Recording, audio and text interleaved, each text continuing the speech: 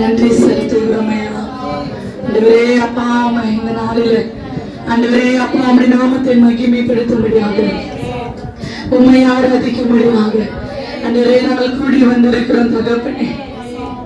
எங்கள் மத்தியில் அசைவாடுகிற ஆவியானவரே, எங்கள் மத்தியில் உள்ள ஆளுகிறவர் நீர் அப்பா. எங்களை ஆண்டவரே அப்பா பார்த்து கொண்டு இருக்கிறீர் ஆண்டவரே. அப்பா உம்மை ஸ்தோத்திரிக்கிறோம் தகப்பனே. எங்களை நிரப்பினதுக்காக எமக்கு நன்றி, எங்களோட இடைப்பட்டதுக்காக எமக்கு நன்றி ஆண்டவரே. அப்பா இந்த ஆராதனை கருத்துல நாங்கள் ஒப்பு கொடுக்கிறோம். இந்த ஆராதனை வேலையில உன் நாம மகிமைப்பட்ட கிருபைக்காய் எமக்கு நன்றி செலுத்துகிறேன்.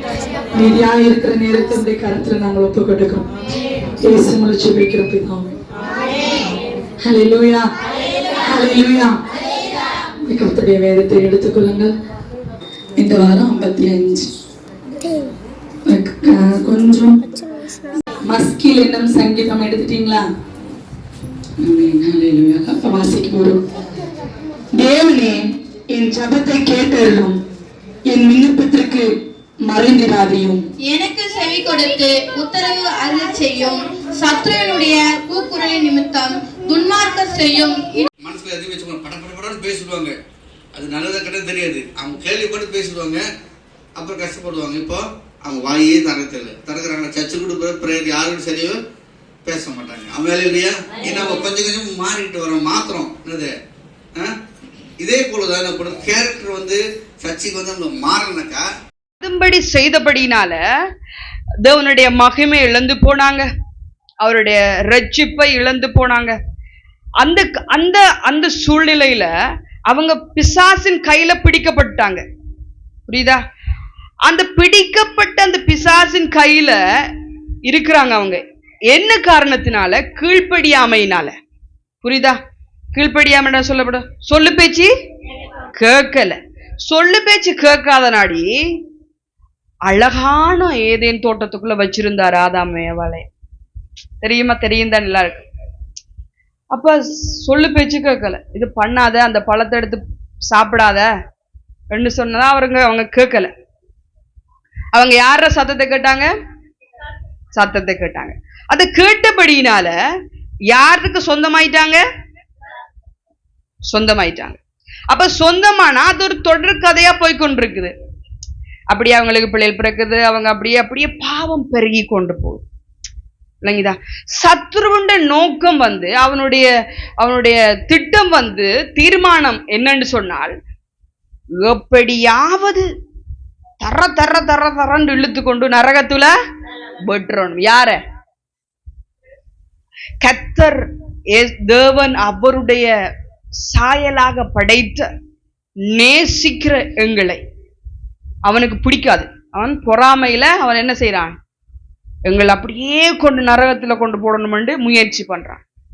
அதுக்காக அவன் என்ன வேண்டாலும் பண்ணுவான் பிசாசு.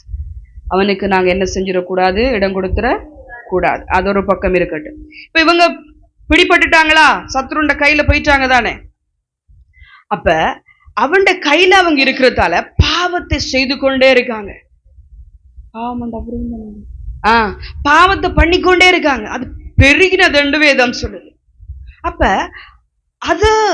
அது விடுதலையாக்கி எங்களை மீட்க வேண்டும் என்று சொன்னால், மறுபடியும் அவருடைய ஏதேன் தோட்டத்துக்குள்ள எங்களை கொண்டு சேர்க்க வேண்டுமாயிருந்தால் அந்த இடத்துல ரட்சிப்பு கொண்டு வர வேண்டும். அல்லேலூயா. ரட்சிப்பண்டால் என்ன? விடுதலை. பிசாசு அந்த கையில இருந்து அந்த விடுதலை வேணும். பிடிச்சிட்டு இருக்கான். அவன் விடணும். அவன் விடணும் என்று சொன்னால் சாதாரணமாக விட மாட்டான். புரியுதா? விடவே மாட்டான். சாதாரணமா ஒரு கிரயத்தை செலுத்த வேண்டும். புரியுதா? நான் வாசிச்ச போஸ்ட் கிரயம் செலுத்த வேண்டும். அவன் கைக்குள்ள இருக்கிற அந்த அந்த தேவன் அவருடைய சாயலாய் உருவாக்கப்பட்ட எங்கள் ஒவ்வொருத்தரையும் விடுதலையாக்கும்படியாக, ரட்சிக்கும்படியாக அவர் பூமிக்கு வந்தார். அல்லேலூயா, அல்லேலூயா. அப்ப சாதாரணமா பழைய ஏற்பாட்டு காலத்துல, வேதத்துல பழைய ஏற்பாட்டு காலத்துல பலி செலுத்துவாங்க. புரியுதா? பலி செலுத்துவாங்க. பலி, ஆடு, மாடு, கோழி, புறா, அது பலியிடுவாங்க. அதுக்கு பலியிடும் போது அவங்க என்ன நினைக்கிறாங்கன்னு சொன்னால், பலியிட்டால் பாவம் நீங்கி போகுது என்ற அந்த அந்த அந்த ஒரு குறிக்கோள் அவங்களுக்குள்ள இருந்தபடினால அவங்க பலியிட்டாங்க. ஆனால் அந்த பலி ஆடு மாடா இருக்கலாம், புறாவா இருக்கலாம், கோழியா இருக்கலாம், என்னவா இருக்கலாம், அந்த இரத்தம் எங்களுடைய ஆத்துமாவை விடுதலையாக்க முடியாது. அல்லேலூயா. அப்படியா இருந்தால் உருவாக்கின தெய்வமே பூமிக்கு வரவன். அல்லேலூயா. உருவாக்கின தெய்வமே பூமிக்கு வர. ஆனா அவர் ராஜாதி ராஜா சொல்றமா இல்லையா? சேனைகளின் கர்த்தர், மகிமைக்குள்ள அவர் இருக்கிறாரு. பரலோகத்துல கேருபீன்கள் சேனைகளின் கர்த்தர் பரிசுத்தர் பரிசுத்தர் என்று சொல்லிக் கொண்டிருக்காங்க. உயரமும் உன்னதமான சிங்காசனத்தில் வீற்றிருக்கிறவர். நாங்க பாடுறோம், அது சிங்காசனத்தில் வீற்றிருக்கிறவர், மேன்மையான ஒரு ஸ்தலத்தில் இருக்கிறவர். அவர் பூமிக்கு வந்தால் மாத்திரம்தான் நானும் நீங்களும் விடுதலையாக்கப்பட முடியும். அல்லேலூயா. சரி, இந்த இடத்துல அவர் அன்பை நாங்கள் நினைச்சு பார்ப்போம். இப்படிப்பட்ட ஒரு அன்பை யாரு செலுத்த முடியும் இந்த பூமியில? எங்களுக்கு சொல்லுங்க. உயிரை கொடுக்கிற அளவுல அன்பு யாரும் செலுத்த முடியுமா? லவ் பண்றவங்க சொல்லுவாங்க, காதல் பண்றவங்க சொல்லுவாங்க, நான் உனக்காக என் உயிரை விடங்களேன், என்ன வேணாலும் நான் செய்வேன், உயிரை கொடுக்குறனாலும் கொடுத்துருவேன் என்று சொல்லுவாங்க. ஆனா கொடுப்பாங்களா? ஈஸியா கொடுத்துட முடியுமா? எங்களை உதாரணமாங்களை பெற்றெடுத்த தாயும் தகப்பனும் இருக்கிறாங்க, அவங்க சரி கொடுத்துருவாங்களா? கஷ்டம். உயிரை கொடுக்குறதுன்றது சாதாரணமான ஒரு விஷயம் கிடையாது, கடினமான ஒரு காரியம். அதை விட இயேசு சுவாமி அவர் உயிரை கொடுத்த விதம் பெருசு. அந்த அன்பை நாங்கள் ஒவ்வொரு நிமிஷமும் நினைத்து பார்க்க வேண்டும். ஆமென். எப்படி அவர் அன்பு செலுத்திருக்கிறார் எங்களுக்கு, அவர் என்னென்ன கிரியத்தை செலுத்தினாரு என்றத பாப்போமா? நாங்கள் வாசிப்போம். வாசிக்கிறதுக்கு முன்பதாக நான் சொல்றேன். முதலாவது அவருடைய இரத்தத்தை, இரண்டாவது அவருடைய சரீரத்தை, மூணாவது தன்னுடைய ஜீவனை தன்னையே கொடுத்தார். ஹல்லேலூயா, ஹல்லேலூயா. அப்படி கொடுத்தாதான் பிசாசுட கையில இருந்து விடுபட முடியும். அதுதான் நியதி. உதாரணமா பிசாசங்களை எப்படியெல்லாம் ஆட்டி வைப்பான்ன்ற ஒரு சில உதாரணங்களை சொல்றேன். அவங்களை புடிச்சுட்டானண்டா, வளமா புடிச்சுட்டானண்டா. இப்ப உதாரணமா சொன்னப்போனா, அந்த ஆட்டி விட்ட பொம்மை என்ன செய்யும்? எப்படி ஆடும்? பல பக்கத்துக்கும் ஆடும். புரியுதா? பல மாதிரி ஆடும். அப்ப ஆட்டுறது யாரு? சத்துரு. ஆடுறது யாரு? ஓகே, அதான் உதாரணமா, பொம்மைக்கு உதாரணமா சொல்ற. ஆட்டியோட பொம்மை என்ன செய்யும்? எல்லா பக்கத்துக்கும் ஆடும் தானே. அதே போலதான் பிசாசு எங்களை வச்சு பிடிச்சிருக்கிறான். அவன் ஆட்டியோட நாங்க எல்லாமே பண்ணி கொண்டிருப்போம். எங்களுக்கு புரியாது, என்ன பண்றோம்னு புரியாது. அந்த நேரத்தில் ஆண்டவர் அன்பை நாங்கள் நினைச்சு பார்க்கிற பொழுது நாங்கள் விடுதலையாக முடியும். ஹல்லேலூயா, ஹல்லேலூயா. டிவி இருக்கு வீட்டுல, எல்லாரும் வீட்லயும் டிவி இருக்கு தானே. அதாவது ரிமோட் இப்ப யார்கிட்ட, இப்ப உதாரணமா உங்களோட வீட்டுல உங்ககிட்ட ரிமோட் இருக்கு, நீங்க இருந்துட்டு டிவி பார்க்க போறீங்க. நீங்க விரும்பின சேனல்ல நீங்க என்ன செய்ய முடியும்? அந்த ரிமோட்ல இருந்து மாத்தி மாத்தி பார்க்க முடியும். நீங்க மாத்த அந்த டிவில என்ன நடக்கும்? மாறிக்கொண்டே இருக்கு. தன்னால மாறுமா? இல்ல. எப்படி மாறுது? ரிமோட் அவங்ககிட்ட இருக்கு. ஏன்னா அப்படித்தான் நாங்க பிசாசுற கையில எங்கட ரிமோட்டை கொடுத்துட்டோமா இருந்தா, புரியுதா, அவன் சேனலா மாத்துவான்.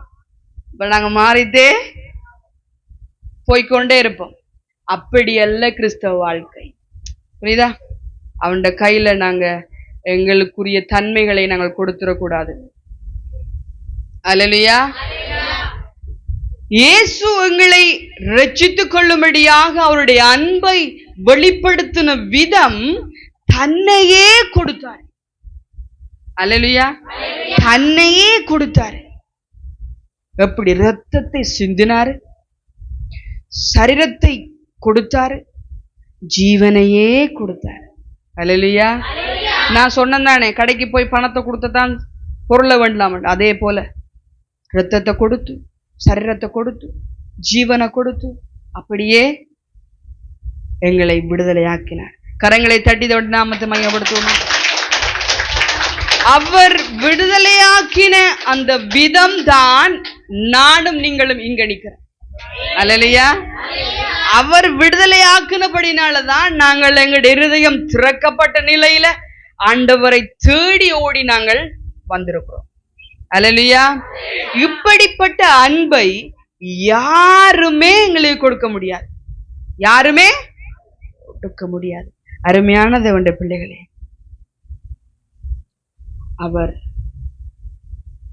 அவருடைய ரத்தத்தை சாதாரணமாக கொடுக்கல, சாட்டையால அடிச்சாங்க. அந்த சாட்டையில அந்த ஆணி மாதிரி கொழுக்கு மாதிரி இருக்குமா, அப்படி அடிச்சு இப்படி இழுக்கிற பொழுது பிச்சு கொண்டு வருமா முதுகு. புரியுதா? நீங்க இந்த இடத்துல நீங்க அதை நினைவுக்கு கொண்டு வாங்க, கண்ணுக்கு முன்பு. சரியா? நான் சொல்ல சொல்ல நினைவுக்கு கொண்டு வாங்க. அவர் அன்பு அவர் எவ்வாறு வெளிப்படுத்தினார் என்று நீங்க நினைவுக்கு கொண்டு வர, நான் சொல்ல சொல்ல நினைவுக்கு கொண்டு வாங்க. மனசு அடிச்சு பிச்சு இழுக்கிற பொழுது எப்படி இருந்திருக்கு? வயல் செய்யறவங்க இருப்பீங்க நீங்க. வயல்ல எப்படி சொல்லுவாங்க, உழுதுறது, இது விதைக்கிறதுக்கு முன்பாக மாடை வச்சு ஏற ஓட்டுறது. ஏற ஓட்டக்குள்ள அந்த வயல்வெளி எப்படி இருக்கும்? அப்படியே ஒரு இதோண்டு தெரியும். வேதம் சொல்லுகிறது, உழுதப்பட்ட நிலத்தை போல அவரானார். யாருக்காக? எல்லாரும் சொல்லுங்க. ஏன் அண்டி மட்டும் தான் சத்தமா சொல்ற, நீங்க என்ன அமைதியா இருக்கு? யாருக்காக? எனக்காகவும் என் குடும்பத்துக்காகவும் இந்த உலகத்துக்காக. அல்லேலூயா. இத புரிஞ்சு கொள்ள முடியாதபடிக்குத்தான் அவன் இருதயத்தை கடினப்படுத்தி மந்தப்படுத்தி வைத்திருக்கிறான் சத்துரு. அப்படி இருதய கண் திறந்து இப்படி ஒரு விடுதலையான ஒரு காரியத்தை உணர்ந்தாலே போதுமே, உலகமே ரட்சிக்கப்படுற, உலகமே அன்ற அன்பை கண்டுபிடிச்சிடும். அது கண்டுபிடிக்க கூடாது, அதுதான் பிசாசுர நோக்கம். புரியுதா? ஆனா நீங்க எல்லாரும் கண்டுபிடிச்சிட்டீங்க. அல்லேலூயா. கண்டுபிடிச்சிட்டீங்க, அதனாடித்தான் இந்த இடத்துல இருக்கிறீங்க. அப்படிப்பட்ட ஒரு அன்பை யாரு செலுத்த முடியும்? ஏன் நான் மறுபடியும் சொல்றேன், யாருமே செலுத்த முடியும், யாருமே கொடுக்க முடியாத அன்பு. அல்லேலூயா. விலையேற பெற்றது, விலை கொடுக்கவே முடியாது. எவ்வளவு பணம் கொடுத்தாலும் அது பத்தாது. அவர் எங்கள் மேல் வச்ச பாசம், அவர் எங்கள் மேல் வச்ச இரக்கம். அதான் அழகா பாடின, உங்க அன்பு பெரியது, உங்க இரக்கம் பெரியது, உங்க கிருபை பெரியது, விவரிக்கவே முடியாது உங்களோட அன்பை. அது மாத்திரமல்ல, தலையில முள்முடி சூட்டினாங்க, சூட்டித்து அப்படியே பிடிச்சு அமர்த்தினாங்க. அப்ப ரத்தம் வடிந்தது சிரசில், தலையில இருந்து. அவருக்கு எப்படி இருந்திருக்கு? யாருக்காக? நமக்காக. அவர் தெய்வமே, பண்ணிருக்கவே தேவையில்லையே எந்த ஒரு காரியத்தை பண்ணினாரே. ஏன்? அதொண்டு இன்னொன்று, அவர் எங்கள் மேல் ரொம்ப ரொம்ப பாசம் வச்சிருக்காரு. அல்லேலூயா. அளவுக்கு அதிகமா எங்க மேல பாசம் வச்சிருக்காரு. சில நேரம் நாங்கள் நினைக்கிறது, எங்களை பார்க்கறதுக்கு யார் இருக்கா, எங்களை குறிச்சு விசாரிக்கிறதுக்கு யார் இருக்கா, எங்களை குறிச்சு சிந்திக்கிறதுக்கு யார் இருக்கா என்று எங்களுக்கு மனசுல தோண வைப்பான் பிசாசு. எங்க எல்லாரையும் எங்க ஆண்டவர் கண்ணுக்குள்ள வச்சு பார்த்து கொண்டிருக்க, உள்ளங்கையில வரைஞ்சிருக்காருன்னு வேதம் சொல்லு. அப்ப உள்ளங்கையில வரைஞ்சா என்ன செய்ய முடியும்? இப்படியே பார்த்துட்டு இருக்காரு, இப்படியே பார்த்து கொண்டு இருக்காரு. கீழே வரைஞ்சாருன்னு இருக்கா? இல்ல, உள்ளங்கையில அப்படியே பார்த்துட்டு இருப்பாரு. அப்படி என்று சொன்னால் என்ன அர்த்தம்? எங்களுடைய எல்லா காரியங்களையும் அவர் பார்த்து கொண்டிருக்காரு. புரியுதா? எல்லாமே. அப்ப அந்த ஆணிகள் அடிச்சாங்க. ஆணி அடிக்கிற பொழுது இந்த உள்ளங்கையில அடிச்சாங்க. உள்ளங்கையில அடிக்கிற பொழுது அந்த நரம்பும் இங்க மூளைக்கு இருக்குது, அந்த நரம்பு அப்ப அந்த அடிக்கிற பொழுது அவருக்கு அந்த வலி எப்படி இருந்திருக்கு. அவர் பூமியில வாழ்ந்த அந்த சந்தர்ப்பத்துல அவர் தெய்வம் என்ற தன்மையோடும் இருந்தாரு, அதே நேரத்துல மனுஷ அந்த தன்மையோடும் அவர் இருந்தாரு. புரியுதா? அப்ப அவருக்கு வலி இருந்திருக்க கூடும், வலி இருந்திருக்க வேண்டும். அந்த வலிகளை எங்களுக்காக சகிச்சு கொண்டார், எங்களை மீட்கும்படியாக. எப்படிப்பட்ட அன்பு அருமையானது வேண்ட பிள்ளை. அல்லேலூயா. ஆணி அடிக்கிற பொழுது அவருக்கு எப்படி இருந்திருக்கும். சாதாரணமா ஒரு முள்ளு குத்துனாலே எப்படி எங்களுக்கு இருக்கு, 3-4 நாளைக்கு வலி இருக்கு. அவர் பெரியோர் ஆணி அடிச்சாங்களே, அவருக்கு தாங்கி கொண்டார். யாருக்காக சொல்லுங்க? எனக்காக, என் பிள்ளைகளுக்காக, என் குடும்பத்துக்காக, ஏன் இந்த உலகத்துக்காகவே அவரை கொடுத்தாரு. அதுதான் அன்பு. அல்லேலூயா. அதுதான் அன்பு. ஏசு இப்ப ஒருத்தங்க சில நேரங்கள்ல சொல்லுவாங்க, ஏசு என்ன உங்களுக்கு நேசிச்சுட்டாரு கேள்வி கேட்பாங்க. நீங்க சொல்லணும், இப்படிப்பட்ட அன்பு யாரு கொடுக்க முடியும்? எனக்காக கொடுத்தார், எனக்காக பண்ணாரு. அதே நேரத்துல உங்களுக்காகவும் பண்ணிருக்கிறாரு. அத நாங்க சொல்லணும் எங்கள்கிட்ட கேட்கிறவங்கள்ட்ட. இயேசுவின் அன்பை குறிச்சு கேட்கிறவங்கிட்ட சொல்லணும், கேட்காதவங்க கிட்டையும் இப்படி பண்ணிருக்காரு. யாரு பண்ண முடியும்? அல்லேலூயா, அல்லேலூயா. அப்படிப்பட்டதான ஒரு கிரயத்தை கொடுத்து இயேசு சுவாமி எங்களை வாங்கியிருக்கிறார். அப்படியா இருந்தால் நானும் நீங்களும் யாருக்கு சொந்தம்? அவருக்கு மட்டும்தான் சொந்தம், நானும் நீங்களும். அப்படியா இருந்தால் எங்களுடைய இஷ்டத்துக்கு நாங்கள் வாழ முடியாது. எப்படி வாழ? காரணம் என்ன? காரணம் என்ன? இப்ப அழகா சொல்லி கொடுத்துருந்தானே, என்ன காரணம்? எங்களுடைய இஷ்டத்துக்கு வாழ முடியாது. காரணம் என்ன? இந்த சொல்லப்படுதானே, கிரயத்துக்கு கொல்லப்பட்டீர்களே, ஆகையால் தேவனுக்கு உண்டாகியவைகளாகிய உங்கள் சரத்தினாலும் உங்கள் ஆவியினாலும் தேவனை மகிமைப்படுத்துங்கள். அல்லேலூயா.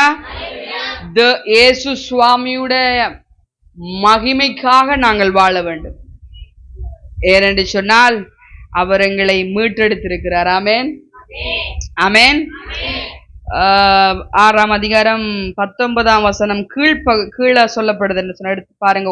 1 கொரிந்தியர் 6ஆம் அதிகாரம் 19ஆம் வசனத்துல கீழே சொல்லப்படுது. கீழ்ப்பகுதியில, மேலல்ல, கீழ்ப்பகுதியில.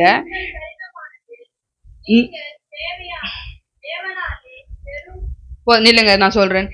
நீங்கள் உங்களுடையவர்கள் அல்ல என்று சொல்லுங்களேன். நீங்கள் வாசிச்சவங்க யாரு? சொல்லுங்க. நீங்கள் உங்களுடையவர்கள் அல்ல என்று அறியீர்களா? இந்த வார்த்தை தெளிவாக புரியாது. நாங்க எங்களுக்கு சொந்தமானவர்கள் இல்லை, நான் இயேசுவுக்கு சொந்தம். ஏன்? என்ன காரணம்? அவர் என்னை வாங்கியிருக்கிறார். அல்லேலூயா. அவர் இயேசு என்னை மீட்டிருக்கிறார், விடுதலை ஆக்கியிருக்கிறார், ரத்தத்தை கொடுத்திருக்கிறார், அவர் சரீரத்தை கொடுத்திருக்கிறார், உயிரையே கொடுத்திருக்கார். அப்ப நானும் நீங்களும் யாருக்காக வாழ வேண்டும்? இயேசுவுக்காக. ஒவ்வொரு நிமிஷம் அவருடைய மகிமைக்காக வாழ வேண்டும். நாங்கள் செய்கிற எல்லா காரியம், எல்லா செயல்பாடும் அவருடைய மகிமைக்காக மாத்திரம் இருக்க வேண்டும். என்னை காண்கிறவர்கள் இயேசுவின் அன்பை காண வேண்டும். அப்படி எங்களோட வாழ்க்கை இருக்க வேண்டும், மாற வேண்டும்.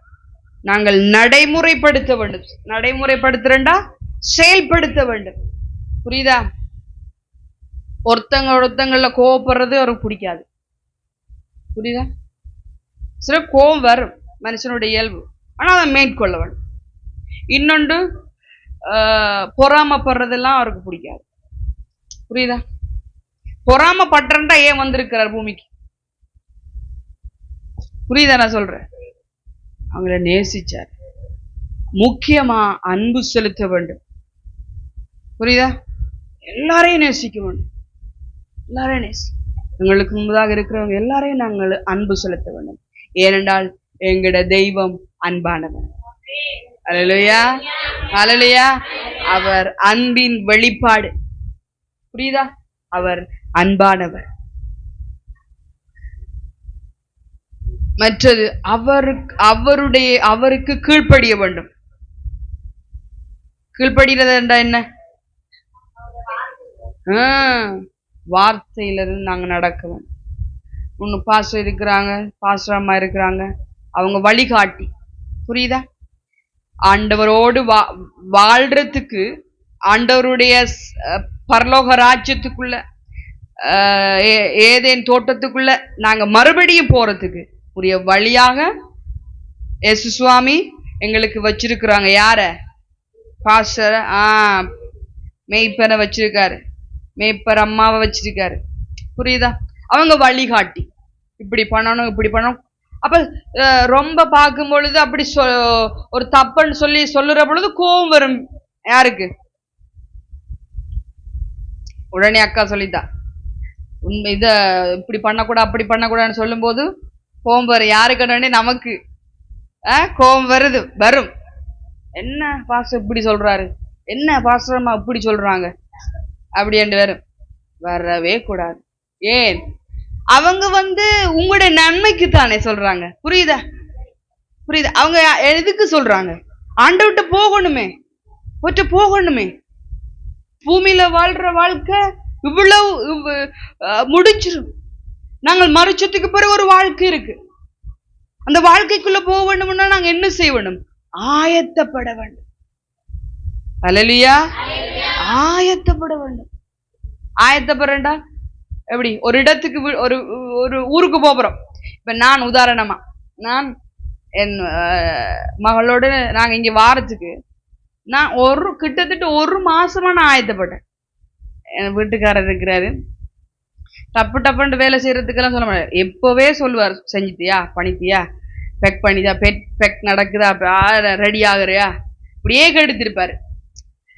ஆனா எனக்கு அது போ இன்னும் நாள் இருக்குத்தானே, பண்ணலாமான்னு தான் நான் யோசிப்பேன். எப்பவுமே டைம் இருக்குத்தானே, பண்ணலான்னு.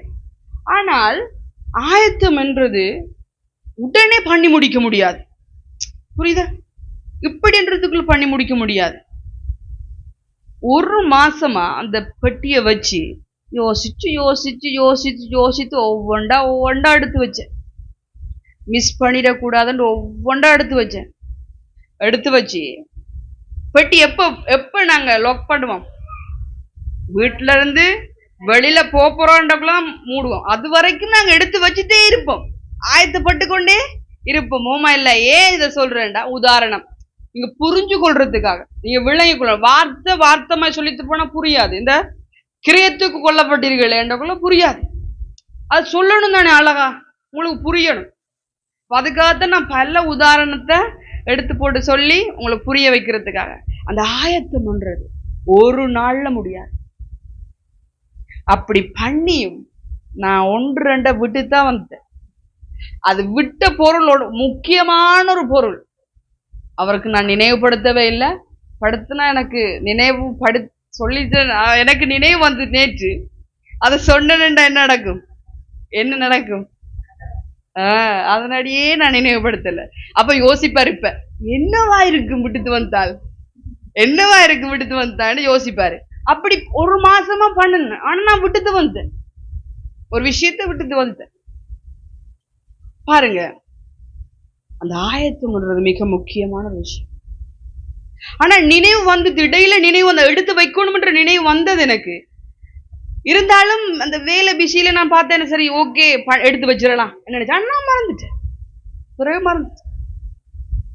அப்ப பாருங்க, அப்ப சாதாரணமா எப்படி இந்தியாவுக்கு வாரத்துக்கு அவ்வளவு ஆயத்தமா இருந்தால் நாங்கள் அழகான ஒரு இடத்துக்கு போறோம். எங்க போறோம்? இன்பமான இடம்.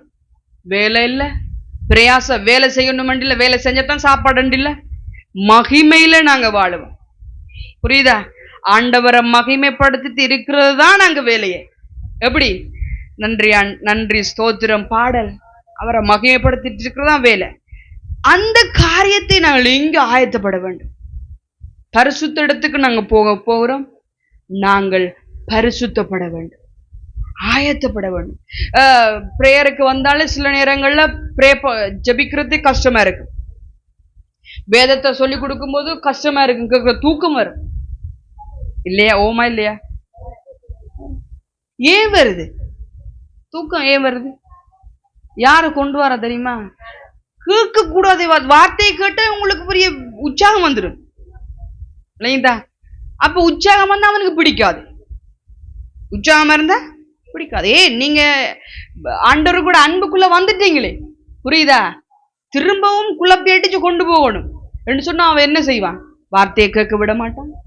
ஜபிக்கிறதுக்கு சோம்பரிய கொடுப்பான், சோம்பலை கொடுப்பான்.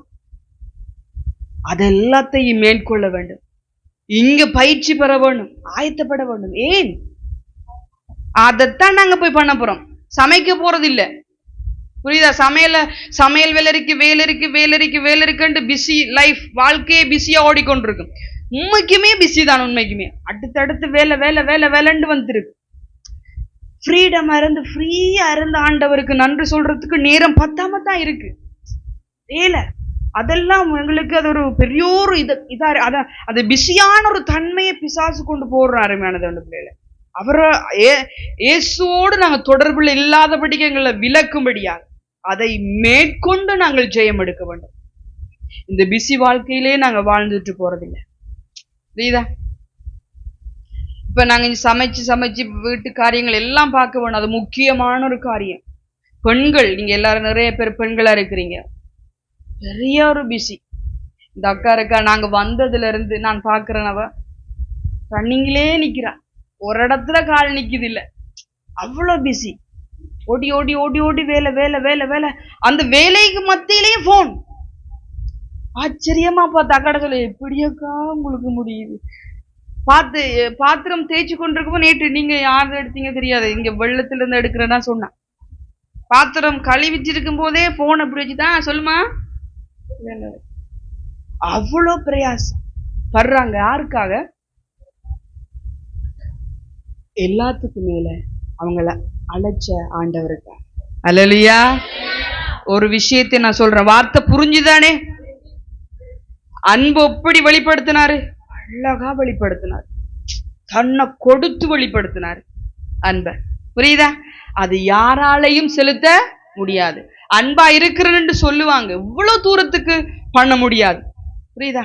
அப்ப அவர் அன்பை அழகாக எங்களிடத்துல காட்டியிருக்கிறாரு. அவரை கொடுத்து சாதாரணமா டப்பண்டு துப்பாக்கியில சுட்ட உடனே உயிர் போயிடும். அப்படியே அவர் மறிச்சாரு. கழுத்தை பிடிச்சி கத்தியால வெட்டின உடனே உயிர் போயிடும். அப்படியா மறிச்சாரு? உடனே போயிருந்தானே தெரியாது, ஒரு சின்ன வழியோட. ஆனால் அணுவா அவர் சித்திரவதைகளை அனுபவிச்சார். அது நீங்க ஒவ்வொரு நாளும் நீங்க யோசிக்க வேண்டும். உண்மையிலேயே நான் சில நேரங்கள்ல நான் ஆண்டவர் அன்பை நினைச்சாலே காலையில நான் வேதத்தை தியானிச்சுட்டு ரெடி பண்ணிட்டு அதை தியானிச்சுட்டு இருக்கும்போது எனக்கு அழுக வருது. அந்த அன்பை நினைக்கும் பொழுது அழுகையா வருது. இந்த வார்த்தையெல்லாம் தியானிக்கும் பொழுது எனக்கு அழுகையா வந்துச்சு.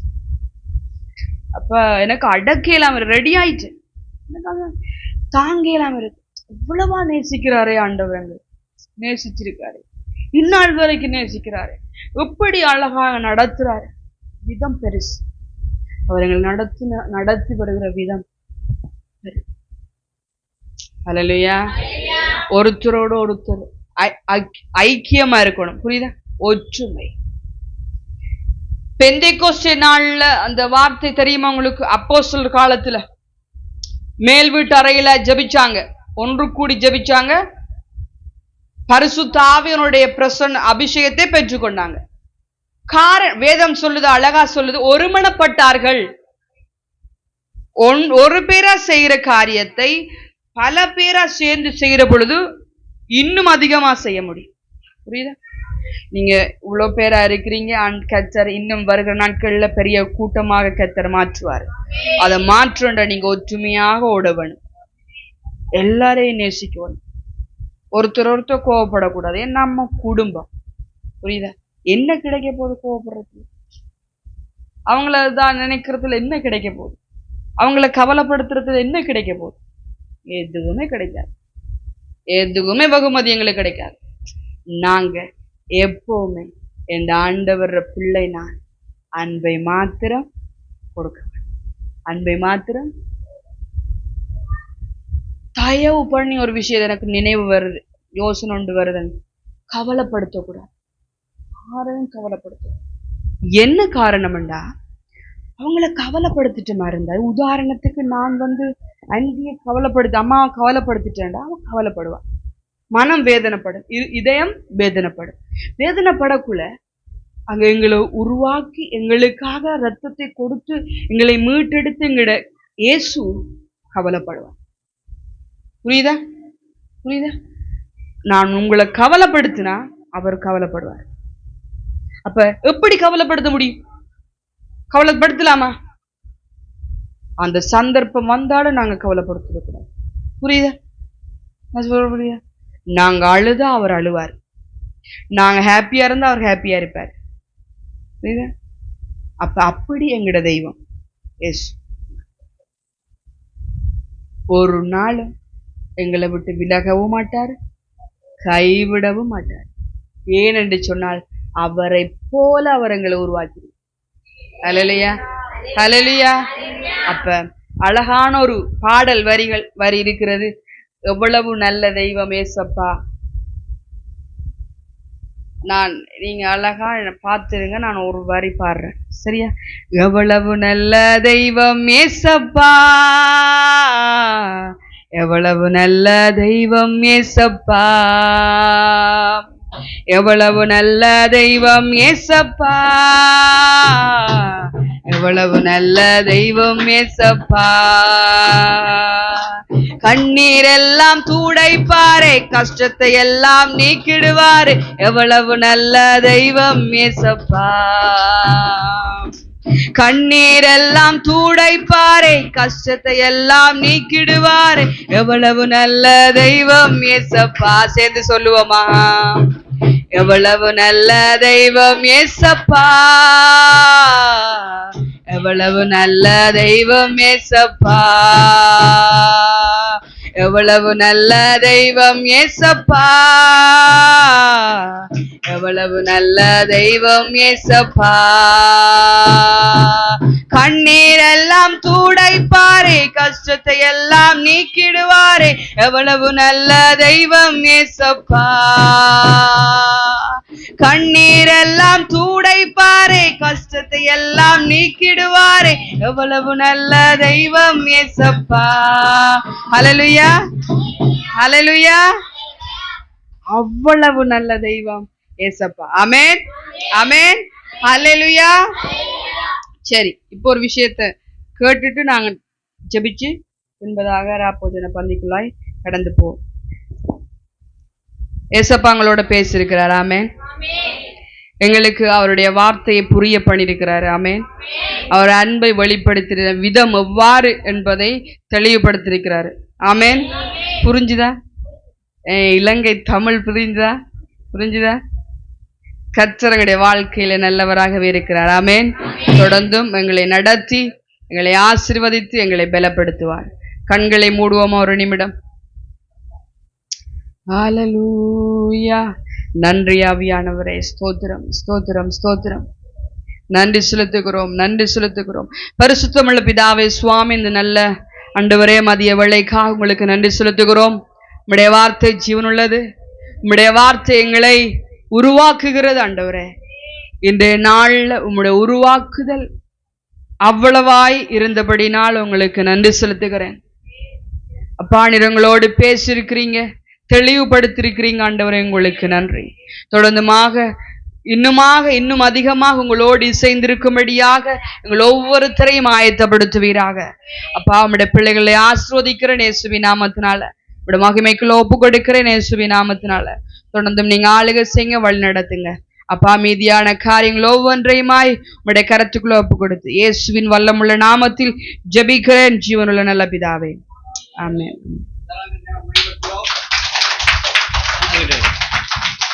ஆமென். ஹல்லேலூயா. கர்த்தருடைய நாம மகிமை. வெளியே இருக்கணும், உள்ள வந்து சொல்லுங்கம்மா. எங்கே காணோம்? எப்படி ஒரு 5 பேர் காணாம போயிட்டுருக்காங்களே, ஃப்ரீயாக இருக்க இடமே. ஆமென். ஹல்லேலூயா. நம்முடைய இந்தியா தமிழ்நாட்டு கலாச்சார ரீதியாக நம்ம சபையின் சார்பாக, கிராமத்தின் சார்பாக நாம் சால்வை அணிவித்து நாம் அந்த ஊழியக்காரர்கள் கௌரவப்படுத்துவோமாக. கரங்கள் தட்டி நம்முடைய வெள்ளம் பாஸ்டாம் அவர்கள் சால்வை அணிவித்துவார். கரங்கள் தட்டுவோமாக.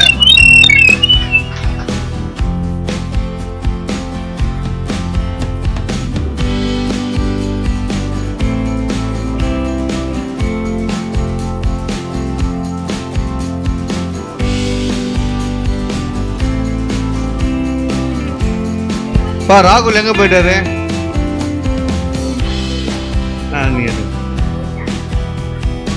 போட்டோ எடு. ஓகே, போட்டோ எடுப்பா.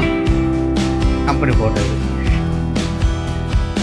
நன்றி பாஸ்டம். அடுத்தபடியாக பாஸ்டர் ஜான் அவர்களை நான் கௌரவப்படுத்த விரும்புகிறேன். கரங்கள் தட்டுவோமாக.